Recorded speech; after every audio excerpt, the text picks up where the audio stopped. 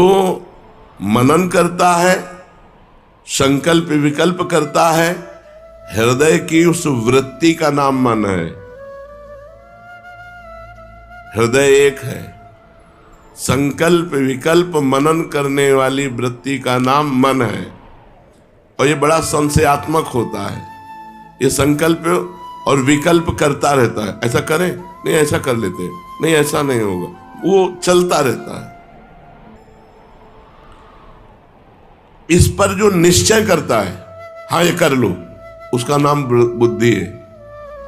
हृदय की वो वृत्ति जो मन के संकल्प विकल्प पर निश्चय कर देती है, हाँ ये कर लो, आज चलो ये खाते हैं, जो निश्चय हो कर लाए, उस वृत्ति का नाम, चार है नहीं, एक ही है हृदय, उस वृत्ति का नाम बुद्धि है।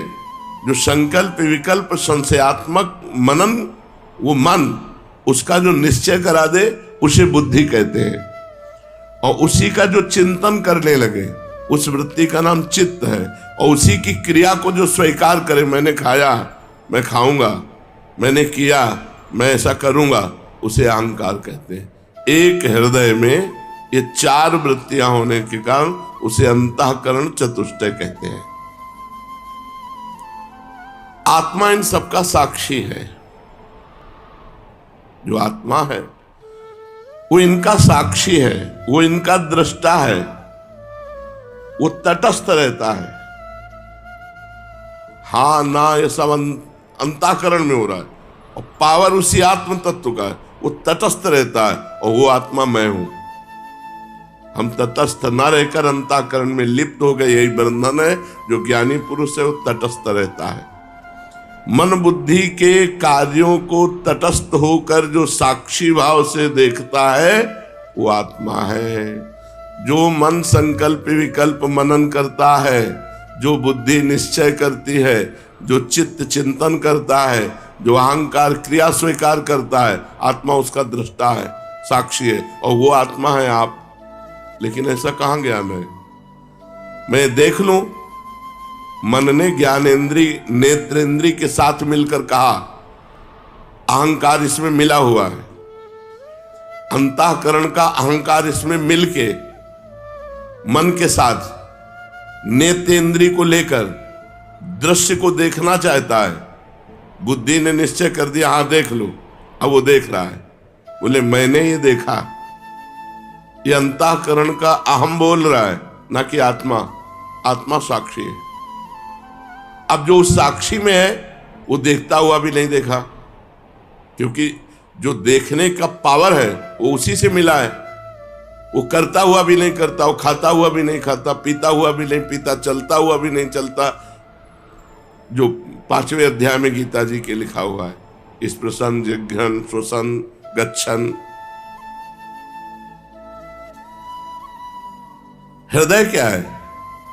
यही अंतःकरण चतुष्टय को हृदय कहा गया है। मन बुद्धि चित्त अहंकार, जहां ये चार वृत्तियां उदय होती हैं, उसको हृदय कहते हैं। हृदय कोई अलग नहीं है। अंतःकरण चतुष्टय जहां चार वृत्तियां उदय होती, उसे हृदय कहा गया है। तो अंतःकरण के कितने दोष हैं और उनके हटाने का उपाय क्या है? अंतःकरण के 3 दोष हैं, मल, विक्षेप, आवरण। जब हम गुरु आज्ञा से शास्त्रोक्त कर्म करते हैं, गुरु आज्ञा से शास्त्रोक्त कर्म करते हैं, भगवान नाम जप करते हैं, इससे मल नामक दोष का नाश होता है, पाप। शास्त्र आज्ञा से चलने से नए पाप बनेंगे नहीं, और भगवान नाम जप करने से जो पुराने हो सब भस्म हो जाएंगे। तो मल का नाश होता है नाम जप और शास्त्रोक्त आचरण से। अंतःकरण निर्मल हुए बिना भगवत प्राप्ति नहीं होती। और ये 3 दोष हैं अंतःकरण में, मल, विक्षेप, आवरण। तो मल का नाश मुख्यतया नाम जप और शास्त्रोक्त आचरण से आगे पाप बनेगा नहीं। इसलिए पीछे के सारे मल का नाश नाम जप से होता है, नाम जप। और बार बार ध्यान पूर्वक जप करने से विक्षेप दूर हो जाता है। विक्षेप कहते हैं जो भोगों की तरफ हमारी वृत्तियां जाती हैं, उनको भोगों से हटा के बार बार नाम में लगाए, भगवान के रूप में लगाए, अपने लक्ष्य में लगाए। बार बार वृत्तियों को जो जा रहे हैं व्यक्ति वस्तु स्थान में, वहां से हटा के लक्ष्य में लगाने से विक्षेप दूर हो जाता है। और आवरण महापुरुषों का संग करने से, आवरण अहंकार है, जो आवरण है उसकी निवृत्ति महापुरुषों के सत्संग से होती है।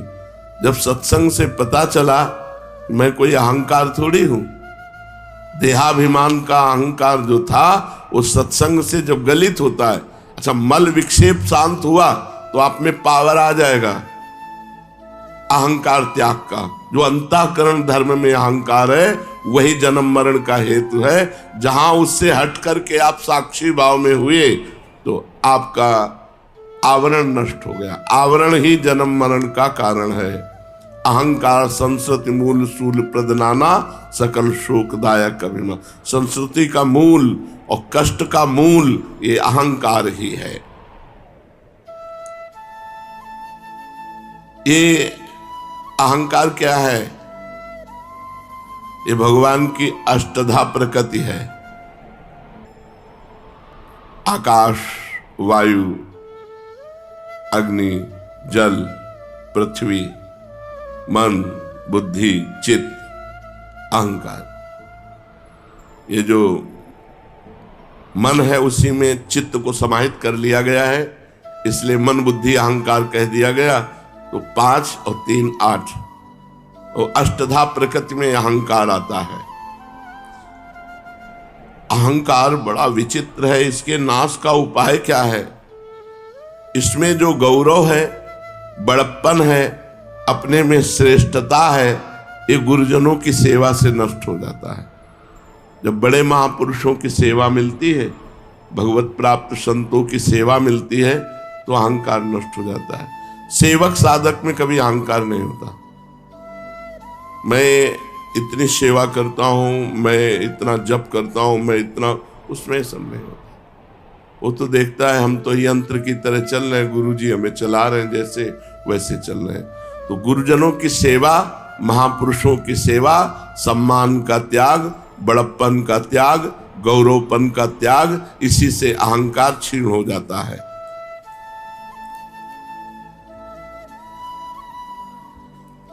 जो भगवत प्राप्त हो जाता है उसका व्यवहार कैसा होता है? बहुत सुलझा हुआ व्यवहार होता है। वो शास्त्र दृष्टि से व्यवहार करता है। पिता को पिता की तरह, माता को माता की तरह, पति को पति की तरह, पत्नी को पत्नी की तरह व्यवहार करेगा, बस शास्त्र दृष्टि के अनुसार। जो सिद्ध पुरुष होगा, पिता के साथ कैसा व्यवहार करना चाहिए शास्त्र कहता है, पत्नी के साथ कैसा व्यवहार करना चाहिए शास्त्र कहता है। जो शास्त्र कहता है उसके अनुसार व्यवहार होगा, मनमानी आचरण नहीं रह जाएगा। तो जीवन मुक्त पुरुष के द्वारा कर्म होते हैं या नहीं? जीवन मुक्त पुरुष के द्वारा कर्म नहीं होते।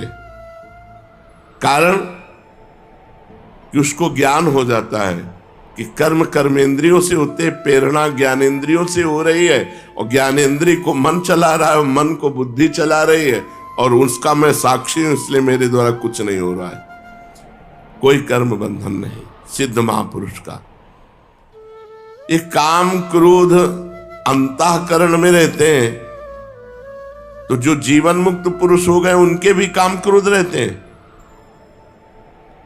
अंतःकरण में ही काम क्रोध का आवेश होता है। तो जो जीवन मुक्त हो गया, जो भगवत प्राप्त हो गया, क्या उसमें काम क्रोध होते हैं? जीवन मुक्त भगवत प्राप्त पुरुष के अंतःकरण में काम क्रोध आदि की तो बात जाने दो, छोटा सा भी कोई दोष नहीं रह जाता। निर्दोष ब्रह्म को निर्दोष ही प्राप्त होता है।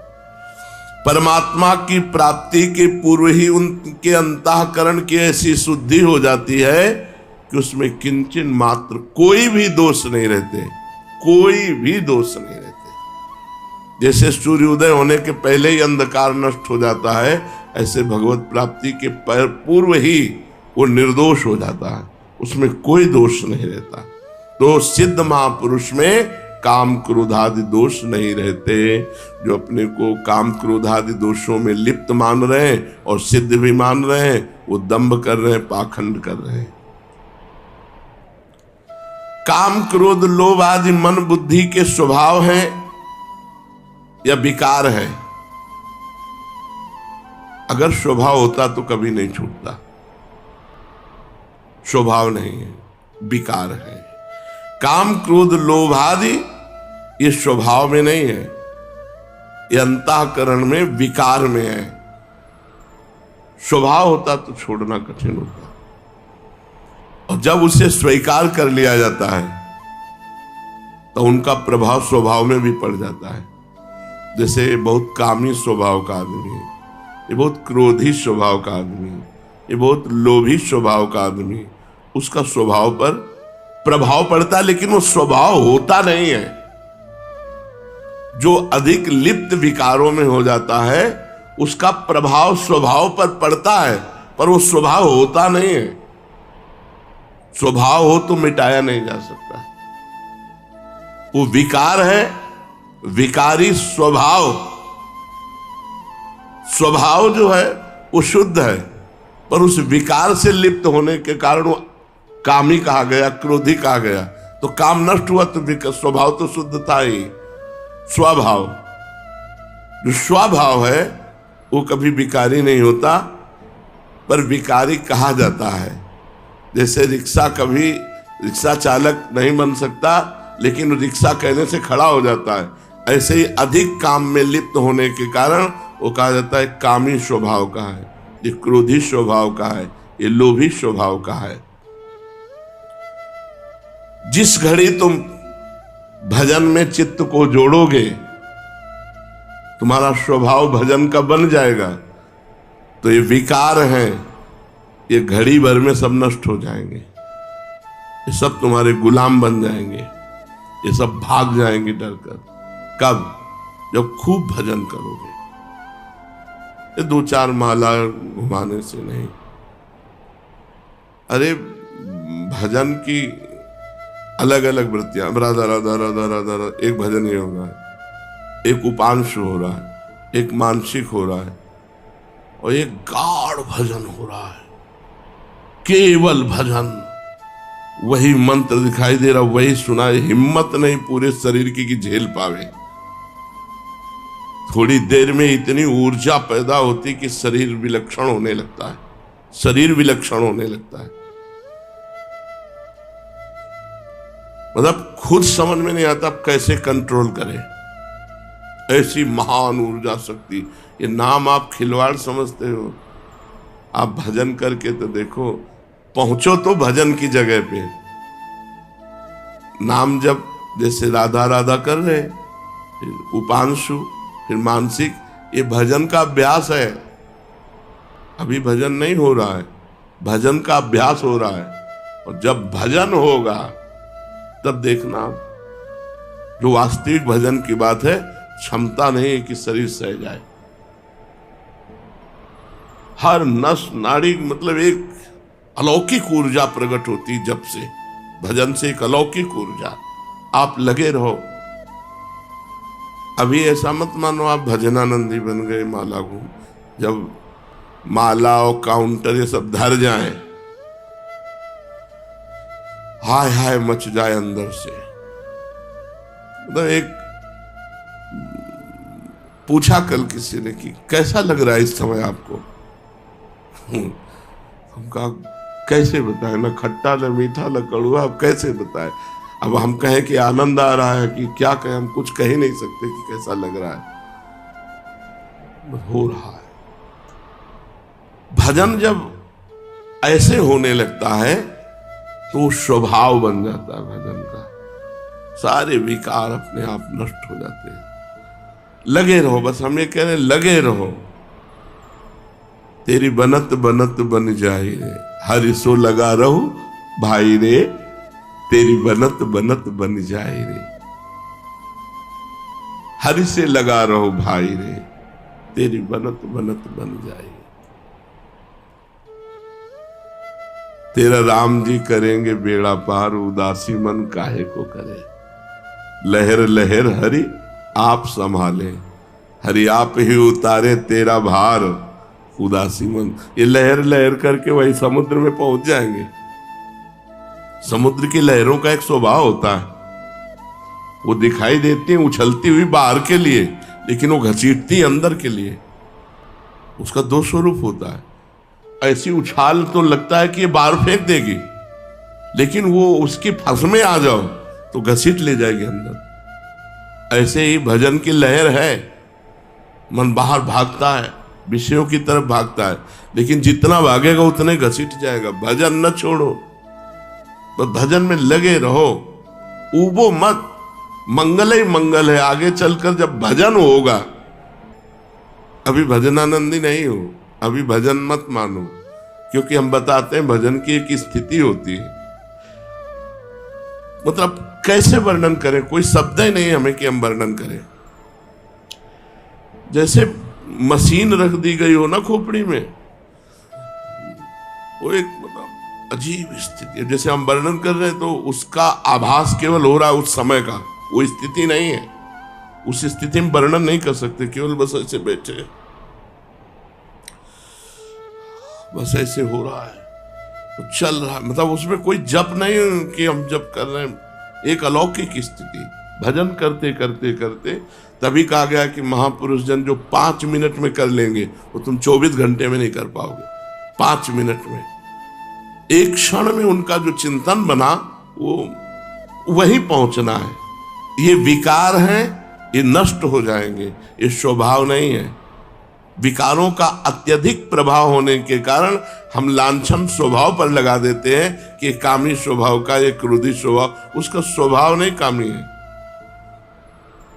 काम विकार है जो बढ़ चुका है और हम आरोप कर देते हैं। तो काम क्रोध लोभ मोह मद मत्सर ये स्वभाव नहीं होते, ये विकार होते हैं। स्वभाव होता तो मिटाना कठिन था, विकार है इसलिए सहज में मिट जाएंगे। अंतःकरण की शुद्धि का क्या उपाय है? अंतःकरण जब शुद्ध होने लगेगा तो अध्यात्म ज्ञान आपके अंदर अपने आप स्फुरित होने लगेगा। अंतःकरण जब शुद्ध होगा तो आपकी शारीरिक मानसिक क्रियाएं सब भागवतिक होने लगेंगी। इसके शुद्ध करने का उपाय, जितना भगवान नाम जप करोगे उतने अधिक होगा, और जितना दूसरों की सेवा करोगे उतना अधिक होगा। 2 बातें बताई, सेवा और नाम जप। अंतःकरण को शुद्ध करने के लिए सेवा अत्यंत अनिवार्य है। चाहे पशु पक्षी मनुष्य साधु महात्मा किसी की भी हो, सेवा जरूर करनी चाहिए, सेवा होनी चाहिए। एक बार गुरु जी से कहा कि जैसी होनी चाहिए वैसी आत्मोन्नति नहीं हो रही। 20-22 वर्ष पहले, और को 25 वर्ष हो गए हो। तो गुरु जी ने कहा किसी साधु की लंगोटी नहीं धोई अभी। कुछ ऐसी सेवाएं तो मिलती रही, ऐसे निरंतर तो मिली नहीं। बोले भगवान से मांगो। मन में आया कि हमारे भगवान तो आप ही हो, आप ही विधान कर दो। 2-4 दिन में विधान बन गया श्रीधर बाबा की सेवा का, जो कालीदह में श्रीधर बाबा वयोवृद्ध थे। बस सेवा से और सुमिरन से अंतःकरण बहुत जल्दी शुद्ध होता है। अगर सेवा सुमिरन दोनों जिसको सही ढंग से न मिल पा रहे हो तो वृंदावन की रज लगाओ पूरे शरीर में, बहुत जल्दी शुद्ध हो जाएगा अंतःकरण। वृंदावन की रज का सेवन करो, पूरे शरीर में पाउडर की तरह लपेटो। बार बार कहते मान लो, इस शरीर से प्यार मत करो, शरीर तुम नहीं हो। शरीर का वास्तविक प्यार यही होगा कि रज इसमें लगी रहे। स्नान के बाद शरीर हल्का गीला रहता है, और जब रज लगाओ तो पूरे शरीर में रज लग जाती है। रोज लगाते हो, रज लगी है और शरीर छूट जाएगा तो श्री जी की प्राप्ति हो जाएगी। ये पूज्य राधा बाबा ने अपनी वाणी में लिखा कि यदि वृंदावन की रज शरीर में लगी हुई है और शरीर छूट जाए तो भगवत प्राप्ति हो जाएगी। यार नाम सुमिरन नहीं बन रहा, किसी की सेवा नहीं कर पाए, तो इतना तो कि खूब रज लपेटे और गीली करके तिलक रूप में ऐसे लगा लो और सूखी पूरे शरीर में लगा लो।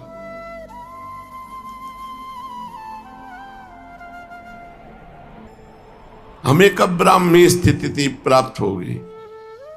भगवदाकार स्थिति। वैसे वही बिल्कुल चाह नहीं होती कि हम कोई भजन का उपाय कर रहे हैं, एकदम जैसे पैर रपट गया आप गए, ऐसा होता है। जैसे पैर रपट गए एकदम गए एकदम। अब उस समय फिर कोई है कि नहीं है उससे कोई मतलब नहीं, शुरू हो गया अपना स्वभाव और प्रभाव शुरू हो जाता है। बोले ब्राह्मी स्थिति हमें कब प्राप्त होगी?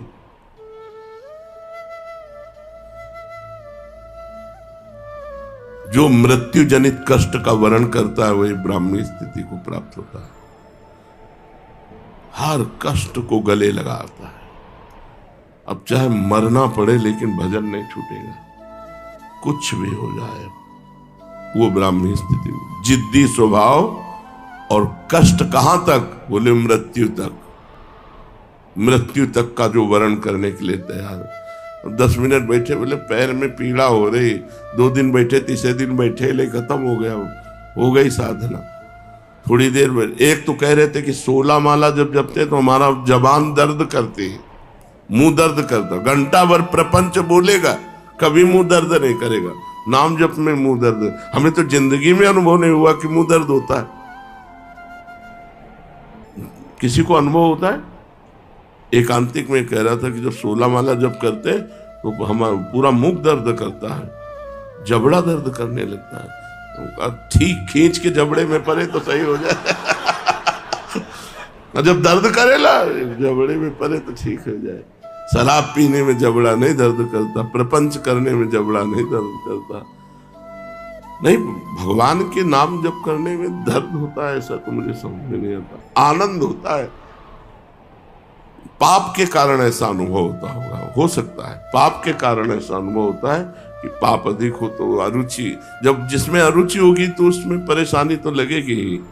जब रुचि प्रकट हो जाए फिर क्या। नहीं, पीछे अगर ध्यान से सुना हो कि अगर संत सेवा का क्या स्वरूप है, संत सेवा को तो उसी को गुरु सेवा मान लेते हैं। गुरु सेवा संत सेवा एक ही, कि उसका स्वरूप क्या है? तो बोले उनकी आज्ञा के अनुसार चलना, उनके आदेश उपदेशों का पालन करना। इसी से अहंकार नष्ट हो जाएगा। संतों की सेवा मतलब अहोभाग्य है जो गुरुजनों की शरीर सेवा में है। जैसे हमारे गुरुजी की सेवा में जो है ना, वो जब सामने से निकलते हैं तो हम उनके चरणों को देखकर बार बार प्रणाम करते हैं।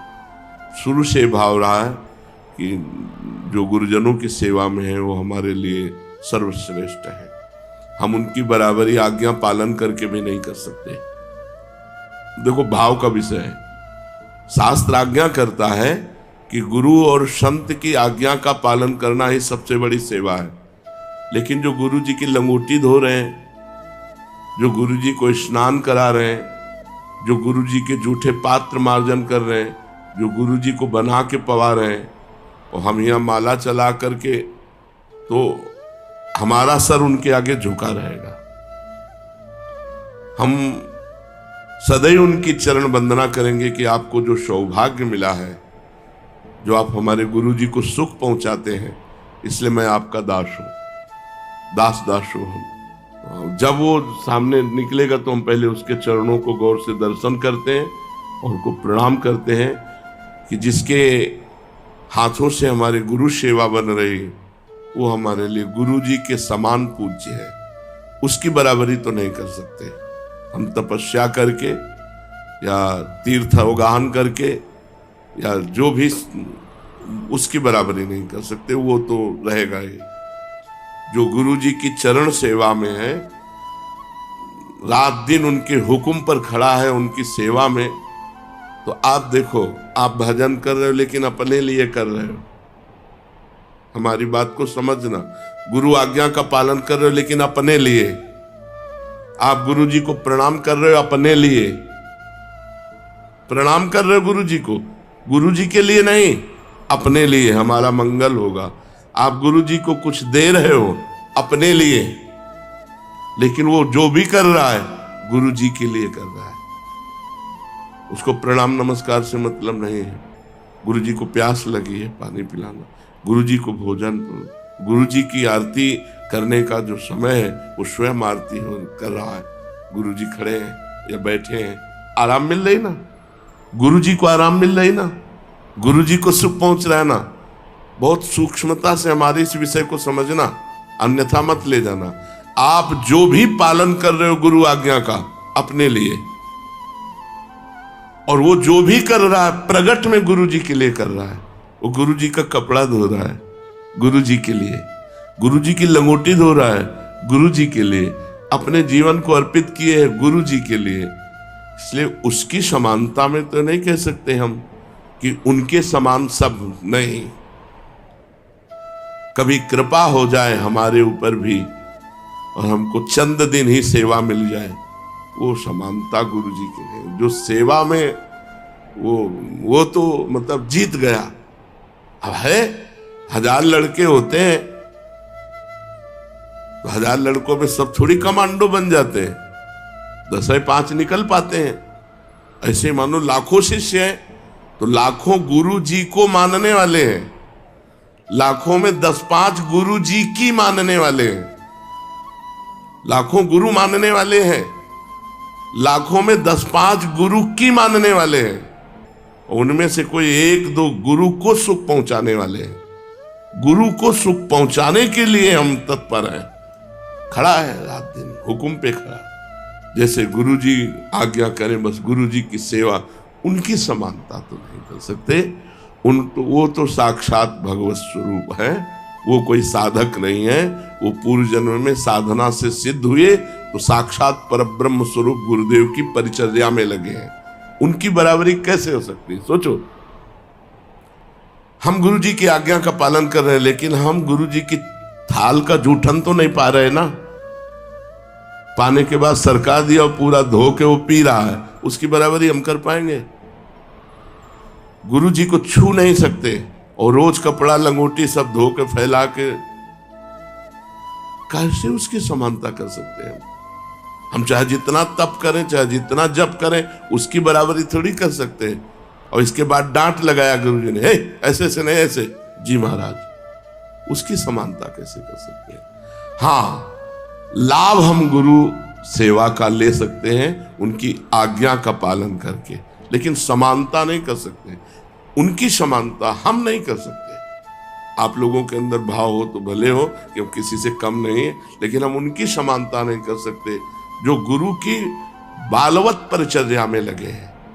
धन्य है वो साधक, धन्य है वो संत जो अपने गुरुदेव को स्नान कराते हैं, गुरुदेव का चरणामृत पीते हैं, गुरुदेव को भोग पवाते हैं बना के, गुरुदेव के वस्त्र धोते हैं। गुरुदेव की परिचर्या हम उनकी समानता नहीं कर सकते, और हम ये जरूर कह सकते हैं कि भगवान उनके अधीन हो जाएंगे।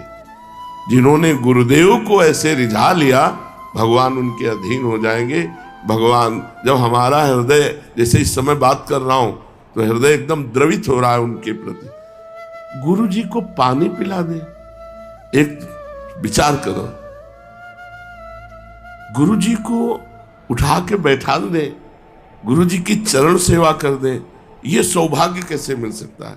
जिनका हम उच्छिष्ट कभी प्राप्त कर ले तो फूले नहीं समाते, वो तीनों टाइम उनका पार में बचा हुआ, हम कैसे समानता उनकी कर सकते हैं? जो ऐसे आंख उठा के देखना सौभाग्य प्रतीत होता है, वो आंख निकाल करके उनको डांट रहे, ये सौभाग्य? तो ये किसी पूर्व जन्म का भारी तप एकत्रित हुआ और किसी संत और गुरुजनों के अनुशासन में, उनकी परिचर्या में, निकुंज जेब में रखा हुआ है। अगर किसी संत, किसी महापुरुष की परिचर्या में आप है ना, सब दुनिया के सब साधन एक तरफ और संत परिचर्या एक तरफ। किसी को संत परिचर्या मिल जाए तो कभी ये मत छोड़ना कि मुझे भजन करना है, इससे बड़ा कोई साधन नहीं, भगवान इसके अधीन हो जाते हैं। तो जो अन्य लोग नहीं प्राप्त कर पाते, द्वितीय स्थिति है कि वो उनकी आज्ञा में बंधे रहे। कि हमारा सौभाग्य इतना तो नहीं है कि मैं उनका वस्त्र प्रक्षालन कर सकूं, उनको स्नान करवा सकूं, उनको भोग पवा सकूं, उनकी जूठन परिचर्या में मैं रहूं, लेकिन मैं अपने जीवन को उनको समर्पित करता हूं और उनकी आज्ञा में, तो उनकी कृपा से उसका अहंकार गलित हो जाएगा और सदगति प्राप्ति में कोई किंचित मात्र अंतर नहीं होगी, लेकिन प्रेम प्राप्ति में अंतर होगा।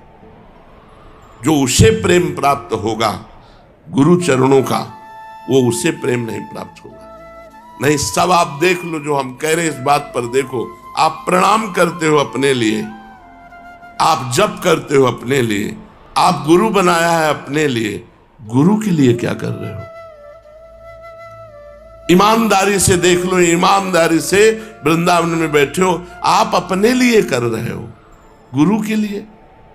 बोले मेरा जीवन गुरु का जीवन है, मैंने गुरु को दे दिया। अब अगर गुरु जी हमसे यहाँ जूता साफ करवाते हैं तो मैं गुरु, उसका हो गया जीवन। बस आप समझ लो, मेरा जीवन गुरु के लिए है। अगर वो मुझे 100 किलोमीटर दूर रखते हैं तो मेरा इसमें क्या दोष है? अगर मुझे वो शरीर सेवा नहीं दे रहे, जिसमें मेरी क्या, पर मैं गुरु का हूं, उनकी आज्ञा पे चलूंगा, मेरा जीवन तन मन प्राण उनका, उसको वही गति प्राप्त होगी जो उनकी परिचर्या में है, क्योंकि वो गुरु आज्ञा में है। तो गुरु आज्ञा में जो है वो गुरु की परिचर्या ही मानी। किसी भी संत की सेवा करें हम, जैसे हम पूज्य श्रीधर बाबा की सेवा, तो हमारी गुरु भक्ति बढ़ी और हमारा इष्ट प्रेम बढ़ा। उनकी सेवा से हमारे इष्ट प्रेम में विक्षेप नहीं हुआ, गुरु भक्ति में विक्षेप नहीं हुई, पर व्यवहार नहीं है। सेवा से मतलब है केवल, जैसे किसी भी संत, अब कोई बीमार संत है, किसी अन्य संप्रदाय का है, आप जाइए, आप उनकी सेवा परिचर्या कीजिए, पर श्रद्धा और विश्वास अपने गुरुदेव और इष्ट पर होना चाहिए। अगर इष्ट और गुरुदेव वाला श्रद्धा विश्वास कर लोगे तो उनके जो चल रहा है वही तुम्हारे चलेगा, तुम्हारे गुरु के जो चल रहा है वो नहीं चलेगा। ये भी बात ध्यान रखने की बात है। परिचर्या हम करेंगे, लेकिन श्रद्धा और विश्वास पूर्ण अपने गुरुदेव का। मैं अपने गुरुदेव की आज्ञा से आपकी सेवा कर रहा हूं, मैं अपने गुरुदेव की प्रसन्नता के लिए आपकी सेवा कर रहा हूं। मुझे आपसे कोई फल या कोई उपदेश या कोई सतमार्ग नहीं चाहिए। मुझे सतमार्ग मिल चुका है, मुझे उपदेश मिल चुका है, मुझे फल मिल चुका है, मुझे गुरुदेव मिल चुके हैं। उनकी आज्ञा है कि अगर संत सेवा मिल जाए तो करना चाहिए, तो मैं संत सेवा मान करके कर रहा हूं, आपसे कुछ चाहिए नहीं। तो उसका कभी भी परमार्थ नहीं बिगड़ेगा। जब तक संत सेवा न मिले तो नाम जप, वो घर में ठाकुर विराजमान है, खूब भजन साधन करो, लेकिन इच्छा करो कि काश कभी कोई ऐसे वयोवृद्ध बीमार शरीर की हमें सेवा करने को मिल जाए। वृंदावन में तो सब संत ही हैं। देखो, एक बीच में एक माई इतनी तपस्विनी थी, संपूर्ण वृंदावन की रोज परिक्रमा लगाना, संत सेवा करना सब, और यहीं महीनों रख करके राधा नाम कीर्तन करके, और उनका शरीर पूरा। तो ऐसे भगवान दे देते हैं। कभी कोई ऐसा भजनानंदी मिल गया और उसकी सेवा बन गई तो हमारा देहाभिमान। पर सेवा सेवा है, जब तक सेवा न मिले खूब नाम जप करो, खूब और आकांक्षा करो कि इस शरीर से कभी किसी की सेवा बन जाए। बहुत जल्दी अंतःकरण शुद्ध होता है और अहंकार रहित होता है। सेवा की बहुत बड़ी महिमा है। अब जैसे सेवा भाव है, अब सब सत्संग सुन रहे हैं, अब एक रुमाल लेकर के जितने जूते चप्पल रखे सबके साफ कर दिए। देखा सत्संग होके गए, गली में सोहनी लगा दी। ये सेवा नहीं, सब संतों की सेवा बन गई। समय मिला, कारपेट साफ कर दिया। कितने संत बैठ करके सत्संग सुन रहे हैं। ये सब संत ही तो है, चाहे सफेद हो चाहे तो, जो भगवान में चित्त जोड़े वो संत है। सेवा की कमी नहीं है। अगर हम सेवा करना चाहें तो बहुत सेवा है, सेवा की कमी नहीं है। हम इच्छा करें सेवा की, भगवान हमें सेवा का अवसर देंगे। और खास बात, सब संतों के संत हैं भगवान। तो हमने कहा है चाहे राधा नाम सेवा रख लो और चाहे जुगल सेवा रख लो, तो वो भी सेवा तो है। अपने घर में ठाकुर विराजमान है, अपने घर में नाम विराजमान है, आठों पैर सेवा में, अगर संत सेवा मिल जाए तो ठीक, नहीं संतों के संत अनंत भगवान विराजमान, उनकी सेवा में रहो। सेवा से बहुत जल्दी अंतःकरण पवित्र होता है। शेष चर्चा आगे। श्री राधा वल्लभ लाल।